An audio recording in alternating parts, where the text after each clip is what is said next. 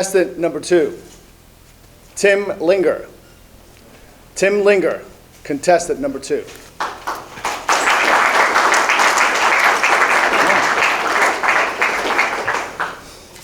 Good morning, contest master, Toastmasters, and guests, and a couple of y'all DTMs out there.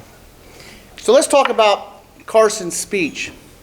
Well, the good news is that when Robert Leedy is done giving his evaluation, the meeting's over, because that was the best humorous speech we've heard all day.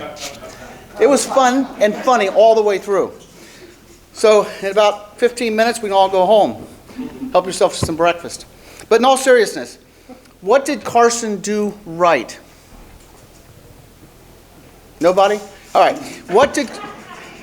Carson stood up in the front of the room, ready to go. When he was introduced, he was up here. He took control of the lectern. He brought his own notes, which are completely optional, of course. And if you noticed Carson, he read his notes only to stay on track. But for the most part, he didn't, because he was commanded out here. He watched the room. He asked questions. He involved the audience. He had humor all the way through it. He talked about something that we can all relate to. His family, the kids, the screaming.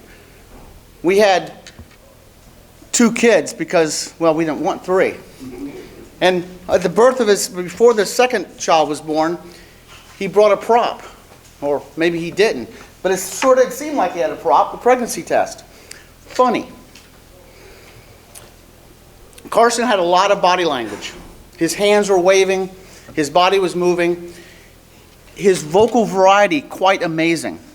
He whispered, but not too soft, because we all heard him, including the back of the room.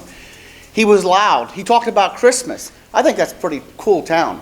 Too bad Santa Claus doesn't live there. Santa Claus actually lives in the North Pole, which is in Fairbanks, Alaska, in case you didn't know that.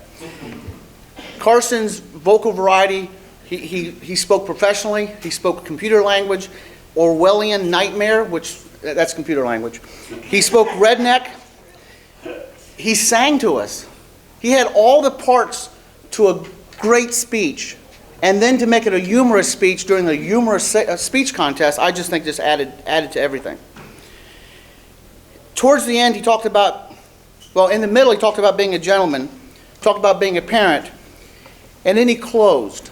But before I evaluate the close, because I believe the beginning of a speech is extremely important. The middle, of course, the content, but you got to close strong. You have to close strong. Did Carson close strong? Anybody? Well, that's the same answer I got last time. So, what can Carson do to improve? Wow. I'd like to give Carson 100% for that speech, but I won't. What could Carson do better? There's always something that a speaker can do better, even a winner of the international speech contest. So perhaps a stronger close. I'll come to that. He could have actually brought props. Timer, what is that light? Is it red? Red. Okay. Okay. All right. So his stronger close could be, I used to be cool. That was good, but it could have been stronger. Thank you, Toastmasters.